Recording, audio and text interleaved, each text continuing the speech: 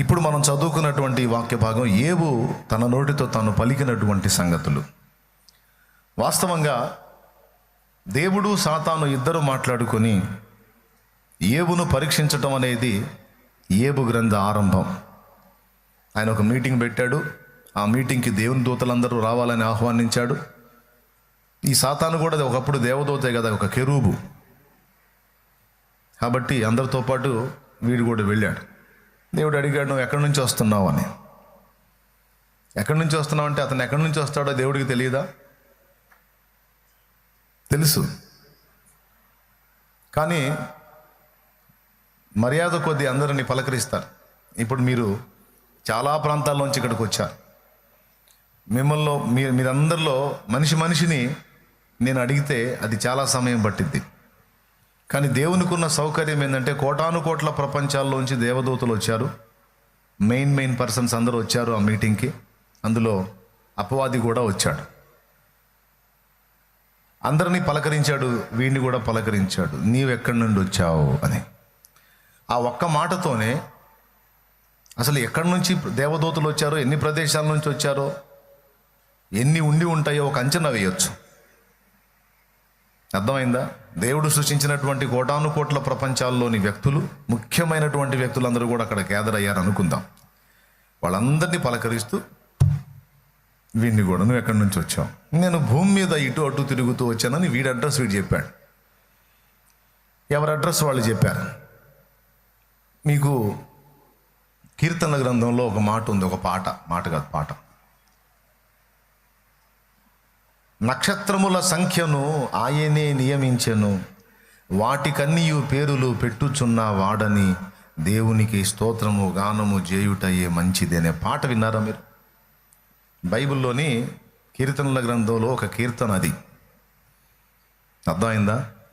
నక్షత్రముల సంఖ్యను ఆయనే నియమించెను, నక్షత్రముల సంఖ్యను ఆయనే నియమించెను, వాటికన్నీయు పేరులు పెట్టుచున్న వాడని, వాటికన్నీయు పేరులు పెట్టుచున్న వాడని దేవునికి స్తోత్రము గానము చేయుటయే మంచిది, మనమందరము స్తుతి గానము చేయుటయే. దేవునికి మహిమ, దేవునికి మహిమ, దేవునికి మహిమ. హమ్మింగ్ వస్తుందన్న, తబలా లాపుతుంది.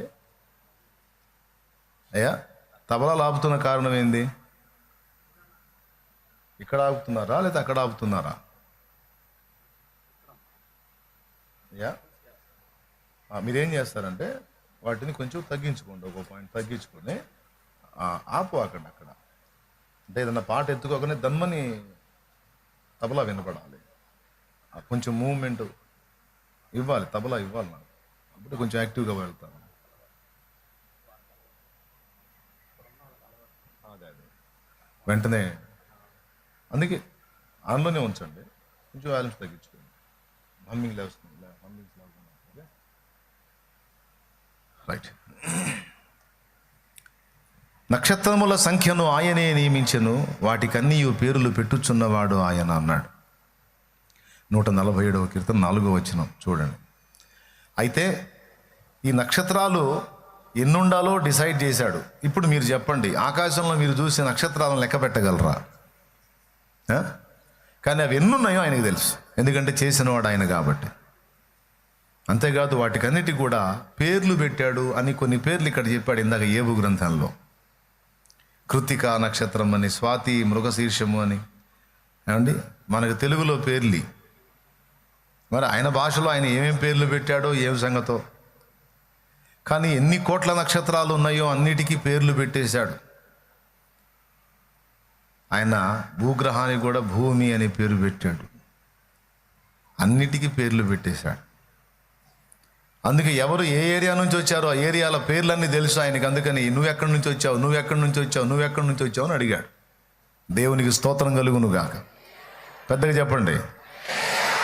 అందులో వీడు వచ్చాడు లైన్లో, నేను భూమి మీద ఇటు అటు తిరుగుతూ వచ్చాను అనగానే అన్ని ప్రదేశాలలో నుంచి వచ్చిన వాళ్ళందరినీ పక్కన పెట్టేసి వీడితో మాట్లాడటం మొదలుపెట్టాడు. ఇప్పుడు ఇక మిగిలిన వాళ్ళతో మాట్లాడాడా మాట్లాడలేదా, మాట్లాడితే ఏ సంగతులు మాట్లాడాడో మనకు రాయబడలా. నువ్వు ఎక్కడి నుండి వచ్చితివి అంటే నేను భూమి మీద ఇటు అటు తిరుగుతూ వచ్చాను అని అతడు అన్నప్పుడు ఇక డైరెక్ట్గా ఇతనితో సంభాషించటం మొదలుపెట్టాడు దేవుడు. మిగిలిన చాలామంది ఉన్నారు కదా, వాళ్ళందరి సంగతి ఏంది? ఇంకా చెప్పాలంటే వాళ్ళందరూ విధేయులైన పిల్లలు, వీడు అవిధేయుడు. వీడితో సంభాషణ ఏంటి అసలు? భూమి మీద నుంచి వచ్చావా, నువ్వు అపవాది కదూ, సరే పో అనలా. వానితో కూడా మామూలుగానే మాట్లాడాడు ఆయన. భూమి మీద నుంచి అనగానే సంభాషణ అంతా ఇక వాని వైపే తిప్పాడు.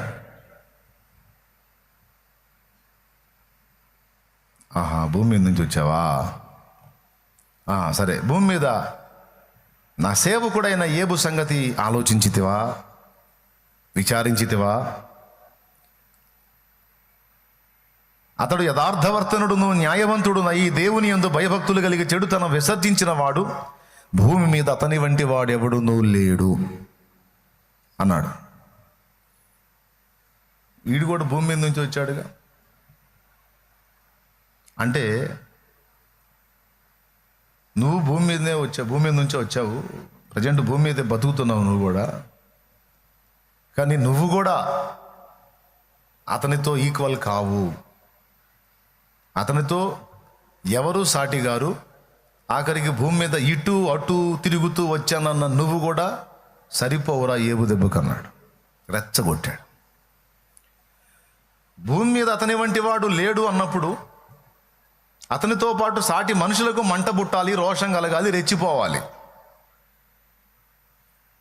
అవునా?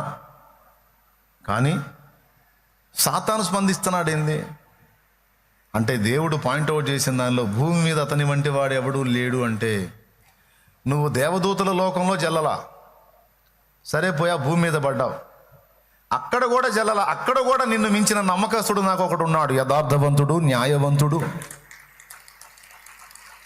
కనీసం దూతల్లో ఒక కెరూబుల్లో కెరూబుగా తీసే చెల్లలా, ఉదయ నక్షత్రాల్లో ఒక నక్షత్రంగా ఉన్నావు చెల్లలా, కనీసం దూతల్లో ఒక దూతగా ఉన్నావు చెల్లలా. సరే అక్కడ నుంచి డిమోట్ అయి మనిషి ప్రపంచంలోకి వెళ్ళావు, కనీసం మనుషుల్లో ఒక మనిషిగా కూడా నువ్వు ఈక్వల్ కాలేదు అని డైరెక్ట్గా పాయింట్అవుట్ చేసి వాడిని గదిలిచ్చాడు. ఇది ఆయన పని. దేవునికి స్తోత్రం. వాడికి మండిపోయింది. వాడికి సంబంధం లేని విషయం అయితే వాడెందుకు రెచ్చిపోవాలి అంటే, ఆయన మాట్లాడిన మాటలో వాడికి నొప్పి పుట్టింది. అప్పుడు వెంటనే వాడన్నాడు, ఏబు ఊరకయ్యే నీతిమంతుడాయనా, నీవు అతన్ని అన్ని విధములు ఆశీర్వదించుట వలననే నీతిమంతుడయ్యాడు. నీవు అతనికిని అతని ఇంటి వారికిని అతని కలిగిన అంతటికి నీ చుట్టూ కంచె వేసితివి కదా, అదంతా తీసేసి నాకు అవకాశం ఇచ్చి చూడు, నేను మంచోడో ఏబు మంచోడో తేలుస్తా. నువ్వు నన్ను చెడ్డ అన్నావు, ఏబు మంచి అన్నావు, నేను చెబుతున్నా ఎవడు మంచోడు లేడు, అందరు తేడానే. లేదు లేదు అట్లా అన్నవద్దు, ఏబుతో నువ్వు ఈక్వల్గా తక్కెట్లో పెడితే ఏబు ఎక్కడ, ఏబు వెయిట్కి నువ్వు తేలిపోతారా బాబు. ఏబు ఒక మనిషి, వీడేమో కెరూబు. ఏబు గురించి మాట్లాడితే కెరూబుకు బాధ ఏంది? అఫ్కోర్స్ కెరూబు స్థానాన్ని పోగొట్టుకున్నాడు అనుకో, ఆ ఉదయ నక్షత్ర స్థానాన్ని పోగొట్టుకున్నాడు అనుకో, పర్వాలేదు. కానీ వీనికి వచ్చిన బాధ ఏంది? వీడు తనన్నట్టు ఫీల్ అయ్యాడు. ప్రజెంట్ ఏమో నివాసమేమో భూమి మీదే బతుకుతున్నాడు.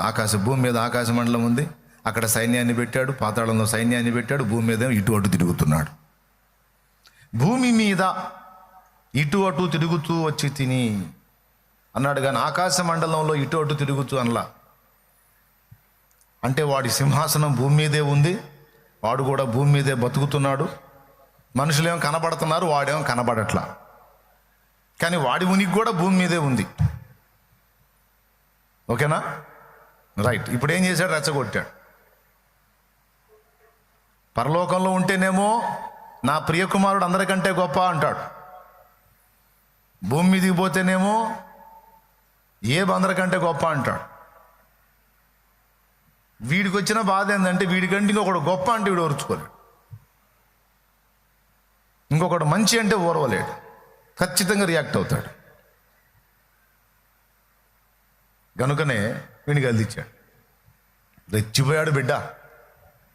రెచ్చిపోయి ఊరక వాడు గొప్ప ఈడు గొప్ప అంటావు, ఎవడో మంచోడు నాకు అర్థం కాదు, పెద్ద ఊరకయ్యే నీతిమంతుడాయనా అన్నాడు. చూడండి ఒక్కసారి ఆ వచనం చదవండి. ఏబు గ్రంథము 1వ అధ్యాయము. ఏబు ఊరకయ్యే నీతిమంతుడాయనా 9వ వచనం ఏమన్నాడు అని అడుగగా అపవాది, యోబు ఊరకయే దేవుని యందు భయభక్తులు కలవాడాయన, నీవు అతనికిని అతని ఇంటి వారికిని అతనికి కలిగిన సమస్తమునకును చుట్టూ కంచె వేసితివి కదా, నీవు అతని చేతి పనిని దీవించుట చేత అతని ఆస్తి దేశములో బహుగా విస్తరించి ఉన్నది. దేవునికి స్తోత్రం. ఏమంటాడు? నాకు ఒక ఛాన్స్ ఇవ్వు, ఆయన యథార్థత ఏందో, భయభక్తులు ఏందో, ఆయన నీతిమత్వం ఏందో అదంతా నేను తేలుస్తా అన్నాడు. ఇక్కడ మనం గమనించాల్సిన విషయం ఏంటంటే అన్ని నక్షత్రాల కంటే కూడా అతి చిన్న నక్షత్రం కంటే కూడా చాలా చిన్నది భూగ్రహం. కోటాను కోట్ల నక్షత్రాలు ఉన్నాయి, వాటన్నిటికీ పేర్లు పెట్టాడు, వాటికి సంఖ్య నియమించాడు ఇన్ని ఉండాలని. వాటన్నిటిని నిర్మించిన వాడు, అందలి ప్రపంచములను కూడా నిర్మించిన వాడు ఆయన మన ప్రభు. వాటన్నిటితో పోల్చుకుంటే భూమి చాలా చిన్నది. సౌర కుటుంబం అంటే సూర్యుడు, సూర్యుని చుట్టూ తిరిగే గ్రహములు 9 గ్రహాలు సౌర కుటుంబం. సూర్యుడు ఉంటాడు, సూర్యుడు నక్షత్రం, సూర్యుని చుట్టూ పరిభ్రమించేటువంటి గ్రహాలు ఉన్నాయి, అవి సౌర కుటుంబం. అందులో భూమి ఒక చిన్నది. సూర్యునితో పోల్చుకున్న కూడా చాలా చిన్నది భూమి. ఇంత చిన్న భూమి అనే పేరు వినగానే దేవుడు అన్ని పక్కన పెట్టి దాని మీద ఎందుకు కాన్సన్ట్రేషన్ చేశాడు? ఒకటి. రెండవది, అచ్చంగా దాని గురించి మాట్లాడుతూ అందులో భక్తుని గురించి కూడా ప్రస్తావించి ఎందుకు దానికి అంత ప్రయారిటీ ఇచ్చాడంటే, సమస్త నక్షత్రాలలో, నక్షత్ర మండలాల్లో, పాలపుంతల్లో, గెలాక్సీలలో కోటాను కోట్ల నక్షత్రాలు ఉన్నాయి. వీటన్నిటిలో కోటాను కోట్ల ప్రపంచాలు ఉండొచ్చు. దేవుడు చేశాడు. ఆయన తన ప్రియ కుమారుని ద్వారా ప్రపంచములను నిర్మించను అన్నది హెబ్రీ పత్రిక 1వ అధ్యాయము 1-2 వచనాలు. ఆయన కుమారుని ద్వారా ప్రపంచములను నిర్మించను. ప్రపంచాన్ని కాదు, ప్రపంచములను. అనేక ప్రపంచాలు. పరమగీతము 6:8 60 మంది రాణులు, 80 మంది ఉపపత్నులు, లెక్కకు మించిన కన్యకలను గలరు, అయినను నా పావురము నా నిష్కళంకురాలు ఒక్కతే అన్నాడు. దేవునికి స్తోత్రం. పరమగీతంలో రాజు మాట్లాడుతూ తన రాణులను గూర్చియు ఉపపత్నులను గూర్చియు తను పరిణయం చేసుకున్న సిద్ధపడినటువంటి కన్యకలను గూర్చియు మాట్లాడాడు. 60 మంది రాణులు, 80 మంది ఉపపత్నులు, లెక్కకు మించిన కన్యకలను గలరు అన్నాడు. స్త్రీ ప్రస్తావన పరమగీతంలో వచ్చినప్పుడు, ప్రసంగిలో వచ్చినప్పుడు, ప్రకటన గ్రంథంలో వచ్చినప్పుడు వినండి, అక్షరార్థమైన స్త్రీగా పరిగణించకూడదు. పరమగీతములో, ప్రసంగి గ్రంథములో, ప్రకటన గ్రంథములో స్త్రీ ప్రస్తావన వచ్చినప్పుడు ఆ స్త్రీని అక్షరార్థంగా ఒక స్త్రీగా ఎప్పుడూ పరిగణించకూడదు. పరమగీతము, ప్రసంగి గ్రంథము, ప్రకటన గ్రంథము ఉపమాన భాష, సాదృశ్య భాష అనే దాన్ని వాడాడు దేవుడు. అర్థమైందా? రాజును గురించి మాట్లాడతాడు, ఆ రాజు భూమి మీద రాజు కాదు. షూలమితి అనే ఆమెను గురించి మాట్లాడతాడు, ఆమె అక్షరార్థంగా భూమి మీద ఉన్న వ్యక్తి కాదు, ఒక స్త్రీ కాదు. కానీ ఆమెను గురించి ఆయన పొగుడుతాడు, ఆమె పొగుడుతుంది. వాళ్ళిద్దరూ ఒకరినొకరు గనపరుచుకోవటం, ఒకరినొకరు ఎడబాసినప్పుడు వేదన పడటం, తిరిగి కలుసుకోవటం, ఒకరి కోసం ఒకరు పరితపించటం, ఈ 4 అంశాల్లోనే పరమగీతం మొత్తం ఉంటుంది. అర్థమైందా? మొదలు పెట్టడం ఆమె అతన్ని, అతడు ఆమెని ప్రశంసించడం మొదలు పెడతారు. మధ్యలో ఆమె ఆయన్ని మిస్ అవుతుంది, తిరిగి ఆయన కోసం పరితపిస్తుంది. ఆయన కూడా వెతుక్కుంటూ ఆమె వద్దకు వస్తాడు, తిరిగి ఇద్దరు కలుసుకొని మాట్లాడతారు. మళ్ళా ఒకరినొకరు ప్రశంసించుకోవటం మొదలు పెడతారు. దాంతో ముగుస్తుంది పరమగీతం. ఇదంతా దేవునికి, సంఘమునకు, అంటే మనకి, దేవునికి, భక్తునికి, ప్రభువుకి మధ్య ఉండేటువంటి మమతానురాగాలను ఆ అనుబంధంలో వర్ణించాడన్నమాట. అందుకు పరమగీతములో స్త్రీగా కనబడుతున్నది స్త్రీ కాదు, ఒక సమూహము, ఒక జనము అని గుర్తుపెట్టుకోండి. 60 మంది రాణులు అంటే రాణి హోదా పొందినటువంటి వాళ్ళు, 80 మంది ఉపపత్నులు సెకండ్ హోదా కలిగిన వాళ్ళు, ఆ లెక్కకు మించిన కన్యకలు అంటే లెక్క పెట్టలేను అన్నాడు. 1, 10, 100, 1000, 1,00,000, 10,000, కోటి, 10 కోట్లు, 100 కోట్లు, 1000 కోట్లు. ఆ తర్వాత ఏమో అంటే నేను లెక్క పెట్టలేను, మీకింతని లెక్క చెప్పలేను, అంతమంది కన్యకలు, లెక్కలేనంతమంది కన్యకలు అన్నాడు. చూడండి, కన్యకలను కలరు, అయినను నా పావురము నా నిష్కళంకురాలు ఒక్కతే. కన్న తల్లికి ముద్దు బిడ్డ, స్త్రీలు దాన్ని చూచి ధన్యురాలందురు, రాణులను ఉపపత్నులను దాన్ని పొగడుదురు. దేవునికి స్తోత్రం. అంటే దేవుని పక్కన కూర్చోవడానికి అందరికంటే కూడా అత్యధికమైన ఆధిక్యత పొందిన పావురము, నిష్కళంకురాలు, భూలోకములోని సంఘము. ఇది మామూలు ఆధిక్యత కాదు. ఎందుకో రాత్రి చెప్పా, కోటానుకోట్ల ప్రపంచాల్లో ఎంతోమంది లెక్కకు మించిన కన్యకలు అంటే దూతగణం ఉండొచ్చు, కెరూబులు ఉండొచ్చు, శరాపులు ఉండొచ్చు. కానీ దేవునికి ఉన్న అనుభవాలు దేవుని తరువాత కంప్లీట్గా అవి మనకే ఉన్నాయి. అందుకే నక్షత్రాలన్నిటికంటే, గ్రహములన్నిటికంటే కూడా భూగ్రహం దేవునికి స్పెషల్. భూగ్రహం మీద ఉన్న మన జీవితాలు దేవునికి ఇంకా స్పెషల్. అవి ఎంత ప్రత్యేకం అంటే ఏ నక్షత్రం మీదకి వెళ్ళి ప్రాణం పెట్టాల ఆయన. అన్నిటికంటే అతి చిన్నదైన ఈ భూగ్రహం మీద ఉన్న మనుషుల మధ్యలోకి వచ్చి మనుషులను ప్రేమించి మనుషుల ద్వారా అవమానం పొంది మనుషుల కోసం మనుషుల మధ్యలో ఈ భూగ్రహం మీదే తన పవిత్ర రక్తమును చిందాడు. అంటే దీన్ని బట్టి మనం నివసించినటువంటి ఈ ప్రాంగణానికి, ప్రాంతమునకు ఎంత ప్రయారిటీ ఇచ్చాడో చూడండి దేవుడు. భూమి అంటే చాలు ఇక అందరినీ పక్కన పడేస్తాడు. దా మంచి ప్లేస్ నుంచి వచ్చావు, అది ఇదో మాట్లాడాలదా. ఏబుని గురించి ఆలోచించితివా, అతని వంటి వాడు లేడో అనేసరికి మండిపోయే బిడ్డకి. నన్ను చూసినప్పుడల్లా నీకు ఇదే అనిపించిద్దా? ఎవరినో ఒకళ్ళని తీసుకొచ్చి నన్ను రెచ్చగొడతావేమో అని ఇక ఏబుని విమర్శించడం మొదలుపెట్టాడు. అప్పుడు దేవుడు అవకాశం ఇచ్చాడు. నేను ఒక మాట అన్నానంటే లెక్క తూచి అంటాను, ఏదో ఆశువుగా బలకను, పలికి అయ్యో పొరపాటు అయిపోయింది అని వెనక్కి తీసుకోను. నేను పలికానంటే మొత్తం ఎక్స్రే అయిపోయిన తర్వాత మాట్లాడతా. ఇది దేవుని మనస్సు. వాడికి తెలియదుగా. ఏబు అనేవాడు పుట్టకముందే, ఏబు పుట్టి పెరిగి ఏమవుతాడు, అతని జీవితం ఎన్ని మలుపులు తిరిగిద్ది, మొత్తం కథంతా భవిష్యత్తులోకి వెళ్ళి చూసి వచ్చినోడు దేవుడు. వీడికి ఏం తెలుసు? ఏబు ఊరకయే యెహోవా యందు భయభక్తులు గలవాడాయనా, అతనికి అన్ని విధాలను ఆశీర్వాదం ఇచ్చావు, భజన బాగా చేస్తున్నాడు, తీసేయి అప్పుడు తేలిద్ది అంటే అవునా? సరే, ఇప్పుడు ఏబుకి నీకు చాలు, ఏబుకి నీకు పోటీ. ఏబు నిన్ను గెలుస్తాడో నువ్వు ఏబుని గెలుస్తావో తేల్చుకోండి మీ ఇద్దరు. అని ఒక కెరూబుకి ఒక సామాన్యుడైన మానవుడికి ఇద్దరికి పోటీ పెట్టాడు ఆయన. ఇక్కడ జరిగింది ఫస్ట్ ఏవు విషయంలో దేవుడు సాతాను పోటీ పడ్డారు అనుకుంటాం.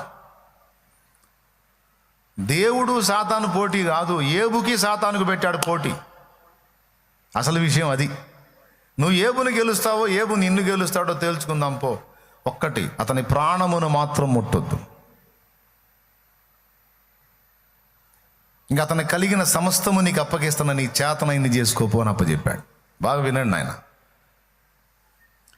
ఇక వచ్చాడు. వచ్చిన కాడ నుంచి ఇక ఏబుకు పాపం అనవసరపు అగచాట్లన్నీ వస్తున్నాయి. అప్పటిదాకా ప్రశాంతంగా సాగిపోతున్న జీవితం నావ మీద పెను తుఫాన్లు కొట్టినట్టు అయిపోయింది ఏబు బ్రతుకు. అప్పటిదాకా ప్రశాంతంగా సాగిపోతున్న బ్రతుకు నావ మీద ఈడ్చీడ్చి పెనుగాలులు తుఫాన్లు కొట్టినట్టు అయిపోయి ఆస్తులు పోయినాయి, అంతస్తులు పోయినాయి. ఒక్క దినమందే 10 మంది పిల్లలు పోయి దేహమంతా కూడా వేదనామయమే. 2 రౌండ్లు వేశాడు సైతానుగాడు. ఈ 2 రౌండ్లలో చాలా కోల్పోయాడు ఏబు. ఒక్కసారిగా చెప్పాలంటే ఎక్కడో శిఖరంలో ఉన్నాడు అధపాతాళానికి తొక్కబడ్డాడు అన్నట్టుగా అయిపోయింది ఏబు జీవితం. ఒక్కొక్కటి పోగొట్టుకుంటా ఆ వార్తలు వింటా ఉన్నాడు. వార్తలు విన్నప్పుడు ఏబు రియాక్షన్ ఏంటో చూద్దామని వీడు ఒంటెలు దొంగల చేతికి అప్పచెప్పటం, వాళ్ళు దోచుకొని పోవటం, ఆ వార్త ఏబుకు వచ్చేటట్టు చేయటం, ఏబేమంటాడో కాసుకోవటం. ఒంటెలు పోయినాయా అని ఒక దాసుడు వచ్చి చెబితే, పోనే అవి నాయా, నేను సృష్టించానా? యెహోవా ఇచ్చను, యెహోవా తీసుకున్నది, యెహోవాకే స్తోత్రం కలుగునుగాక అన్నాడు. ఊరు నీపిచ్చి దగలయ్యా. సరే, ఈసారి ఎడ్లు గాడిదల సంగతి తెలుస్తానని వాటిని ఎఫెక్ట్ చేసి మళ్ళీ ఇంకొకరిని పంపించాడు దాసుడు. అయ్యా మన ఎడ్లు పోయినాయి, మన గాడిదలు పోయినాయి అయ్యా అని చెప్పి వార్త తెచ్చాడు. ఏవో అవునా, ఒంటెలు పోయినాయి అని వచ్చింది వార్త. ఇప్పుడు ఎడ్లు గాడిదలు కూడా పోయినాయా? మొత్తం పోయినాయా? అయ్యో ఏం జరుగుతుంది దేవుడా, ఎందుకు ఇలా చేస్తున్నావు? అల్లా అవునే, అవన్నీ నేను సృష్టించానా? నాకు అవి దేవుడిచ్చాడు, ఆయన తీసేశాడు. యెహోవా ఇచ్చాను, యెహోవా తీసుకొని యెహోవాకే స్తోత్రం కలుగునుగాక అన్నాడు. ఎక్కడన్నా తిడతాడేమో అని చూస్తే ఒకచోట కూడా తిట్టట్లా. చివరికి సంతానం పోయింది. అయ్యా మీ 10 మంది పిల్లలు చనిపోయారయ్యా అని వార్త తెచ్చాడు. భార్య గొల్లుమని లేచింది. కానీ ఏబు మాత్రం వస్త్రములు చించుకొని,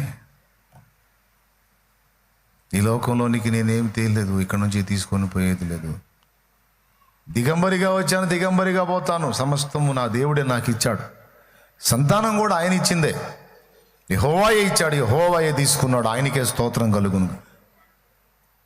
ఎక్కడన్నా ఎక్కడెక్కడి అన్నీ వచ్చినాయి అంటే స్తోత్రం చెబుతాం ఎగురుకుంటా. ఉన్నాయన్నీ పోయినాయి అంటే స్తోత్రం ఏంది? రివర్సు. ఉద్యోగం వచ్చిందంటే కృతజ్ఞత కూటం పెడతాం, స్తోత్రం చెబుతాం. ఉద్యోగం పోయిందంటే ఏడుతో కూర్చుంటాం. ఇక్కడ ఏడుపు కాదు, ఘోరమైన బాధ, విషాదం తనను ఆవరించిన యెహోవాకే స్తోత్రము కలుగునుగాక. వరుసగా ఓడిపోయాడు. ఎవరు? సాతాను. దేందిరా, ఆయన చెప్పినట్టే జరుగుతుంది, మరి జరిగిద్దిరా, ఆయన చెప్పినట్టే జరిగిద్ది, ఆయన చెప్పినట్టు కాక నువ్వు చెప్పినట్టు జరిగిద్దా? భూత భవిష్యత్ వర్తమాన కాలములలో ఉండువాడు ఉన్నవాడాయన. పుట్టింప నీవంచు, పోషింప నీవంచు, గిట్టింప నీవంచు, కీర్తింతును. వట్టి పనికి మాలి నట్టి మానవులా చేపట్టి రక్షింప బాధ్యుండవచ్చు. ఏమండి, పుట్టింపు ఆయనే, పోషించేది ఆయనే, గిట్టించేది ఆయనే, అన్ని కాలములలో ఉన్నవాడు. అన్ని కాలంబులనున్న యెహోవా నిన్నెన్నాదరంబయో కన్న తండ్రి, ఓ మా కన్న తండ్రి. వన్నెకెక్కిన మోక్షవాసాళి సన్నుతులున్నాతమయుడ ముందె నీకు. అన్ని కాలంబుల